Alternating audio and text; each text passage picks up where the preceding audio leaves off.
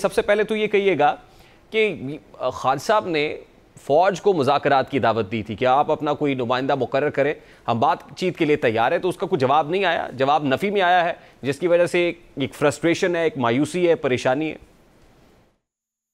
नहीं, आज की तो तफसील का नहीं पता। आज बैरिस्टर गौर वगैरह गए हुए थे, मेरी उनसे बात हुई थी, लेट ही अभी निकले हैं, थोड़ी देर 5:30 बजे के पहले। अभी मुझे इस पे तो आइडिया नहीं, मैं ऐसे ही कमेंट करूं। मगर जाहिर बात है, देखें, जैसा मुज़ाकरात की बात होती है, डायलॉग तो तभी होता है जब दोनों तरफ से रजामंदी हो। डायलॉग कभी भी एक तरफ से नहीं होता। और बुनियादी नुक्ता वहीं खड़ा है जो पीटीआई की तरफ से है कि हमारा मैंडेट हमें वापस किया जाए। और मैंडेट अगर वापस होता है वो इसी सूरत में होगा कि अगर आप अदालती निजाम देखें तो ये तो 2-2 साल केसेस पड़े रहेंगे। ठीक है, नहीं, इसमें देखिए, खान फर्क पड़े साहब अवाम फौज से मुज़ाकरात के लिए तैयार है और उनको कह रहे हैं कि आप अपना कोई नुमाइंदा मुकर्रर करें, लेकिन फौज मुज़ाकरात के लिए तैयार नहीं है। यानी इन रिस्पॉन्स टू इट फौज की जानिब से कोई मस्बत जवाब नहीं मिल रहा है। अब इस्टेब्लिशमेंट तो ये स्टांस अपना जमाए हुए है कि वो ए पॉलिटिकल है, वो पॉलिटिकल इंटरवेंशन नहीं करना चाहते। दूसरी तरफ जो सियासी स्टेक होल्डर्स हैं, पर्टिकुलरली राना सनाउल्लाह साहब ने फिर पेशकश की है इमरान खान साहब को कि आप सियासतदानों में वापस आएँ। तो एक तरफ आपको सियासतदान मुज़ाकरात की दावत दे रहे हैं, आप ठुकरा रहे हैं। आप फौज को मुज़ाकरात की दावत दे रहे हैं, फौज आपकी इस दावत को ठुकरा रही है। नहीं, सियासतदानों से तो देखिए मुज़ाकरात हो रहे हैं, डिफरेंट जमातों को ऑन बोर्ड पीटीआई ने लिया हुआ है। मगर जिस हम एजेंडे को लेके चल रहे हैं, ठीक है ना, वो इलेक्शन की रिगिंग का है। और इलेक्शन की रिगिंग का देखिए उन्हीं से बात हो सकती है जो इफेक्टिव है या जो इसको हल कर सकते हैं हद लेकिन तक। देखिए ना उबैद भाई साहब, इमरान खान तो साहब को जेल में 1 साल मुकम्मल हो गया है, लेकिन रिहाई का फाटक खुलता हुआ दिखाई नहीं दे रहा। फौज एब्सोल्युटली नॉट कह रही है कोई मुज़ाकरात नहीं होंगे, तो फिर स्ट्रैटेजी क्या होगी? क्या फिर फौज को कायल किया जाएगा कि मुज़ाकरात करें, हमसे बातचीत करें? देखिए, इमरान खान साहब अगर अंदर है जेल में तो वो पॉलिटिकल विक्टिमाइजेशन की वजह से अंदर है। और डिफरेंट केसेस हैं जो चले बनते आ रहे हैं, नए भी कुछ बन गए आ गए। लेकिन इन केसेस ने अल्टीमेटली खत्म होना ही होना है। ये कोई इनडेफिनेट नहीं है कि जी खान साहब को ताहयात अंदर रहेंगे।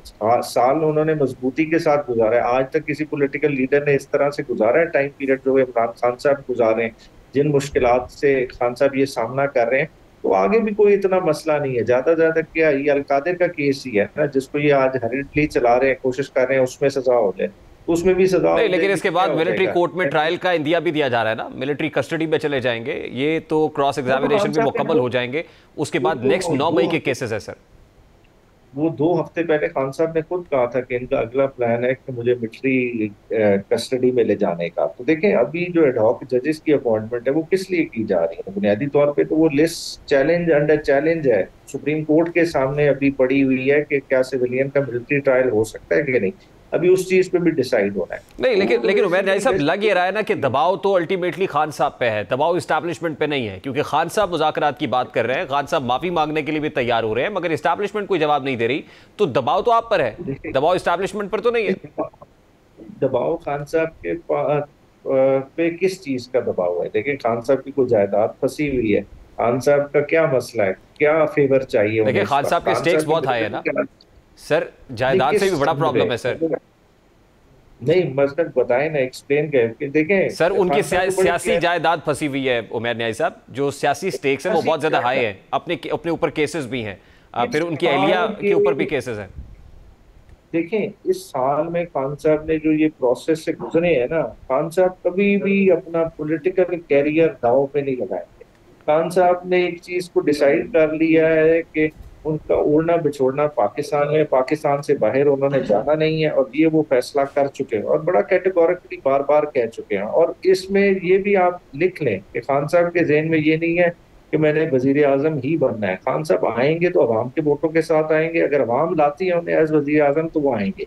बाकी वो कोई बैसाखी नहीं इस्तेमाल लेकिन करते। लेकिन उमैर इस न्याई चीज में साहब, वो उमैर न्याई साहब, कता कलामी के लिए माजर, 2013 में जब इंतखाब हुआ, नवाज शरीफ साहब की हुकूमत बनी, इमरान खान साहब चाहते थे कि उनको वजीर आजम बनाया जाए, 126 रोज का धरना दिया, एक दिन भी चैन से नहीं बैठे। 2018 में वजीर आजम बनकर चैन लिया। अब 2024 में इंतखाबात हो गए हैं, वो फिर वजारत उज़्मा की कुर्सी चाहते हैं, वो चैन नहीं ले रहे हैं। तो वो तो अच्छा, चाहते हैं कि उनको धरना वजीर जो आजम दिया बनाया था। जाए, उसके अलावा तो उन्हें कोई नहीं, कबूल नहीं है, ना पॉलिटिकल स्टेक होल्डर्स देखिए कबूल है सर। देखिए, धरना दिया था 4 हलके खुलवाने के लिए। और अल्टीमेटली आपने देखा वो जब 4 हलके खुले वो चारों के चार का रिजल्ट रिवर्स हुआ। खान साहब की उस वक्त भी बात ठीक थी। देखिए, ये तो लार्जर कॉन्टेक्स्ट में बात होती है। देखिए, एक फ्री आप मैदान सबको दें, बराबरी का मैदान दें, इलेक्शन आपके ऐसे हों जो क्वेश्चनेबल ना नहीं, हो, लेकिन किसी खान को साहब भी ने ना हो। देखिए, माना ना कि 2018 में वो भी बैसाखियों पर आए थे, ये तो खान साहब भी मानते हैं। नहीं तो आज खान साहब बिल्कुल क्लियर है कि आज उनका मैंडेट वापस भी आ जाए, वो 170 के साथ कभी भी जो है ना आज गवर्नमेंट फिर नहीं वो कह रहे बनाएंगे। हैं खान इस्टेब्लिशमेंट से साहब कि मुझसे बात करें, मुझे वो बैसाखियां वापस लौटा दी जाए। एस्टैब्लिशमेंट की बातचीत का तो यही है ना कि देखिए, इस वक्त एस्टैब्लिशमेंट कुछ फैसलों को इन्फ्लुएंस कर रही है। अगर आज वो इन्फ्लुएंस करना छोड़ दे और फील्ड को न्यूट्रल कर दे, ठीक है, तो सियासतदान आपस में आपस मुकाबला कर लेंगे और आपसे एक हल भी निकाल लेंगे। प्रॉब्लम किधर आता है? जब एक्सटर्नल इंटरफेरेंस होती है। देखिए, पाकिस्तानी निजाम को आप देखें, पाकिस्तानी निजाम कोई डेमोक्रेटिक फोर्सेस के हाथ में नहीं है, कोई डेमोक्रेटिक फोर्सेस फैसला नहीं कर रही।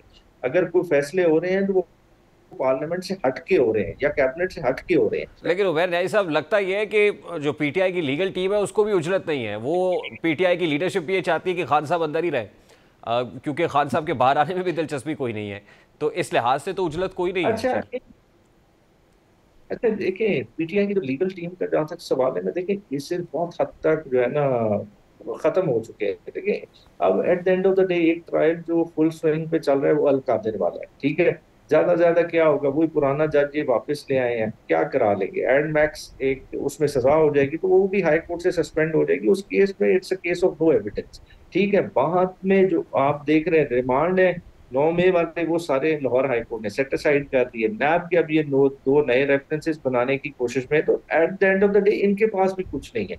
ये खाली तवालत दे रहे हैं कि किसी तरह से खान को अंदर रखें, क्योंकि देखें प्रॉब्लम इन्हें क्या है कि खान जैसी शख्सियत बाहर आ जाती है, बाहर आके वो मोमेंटम इनसे कर्टेल नहीं होगा।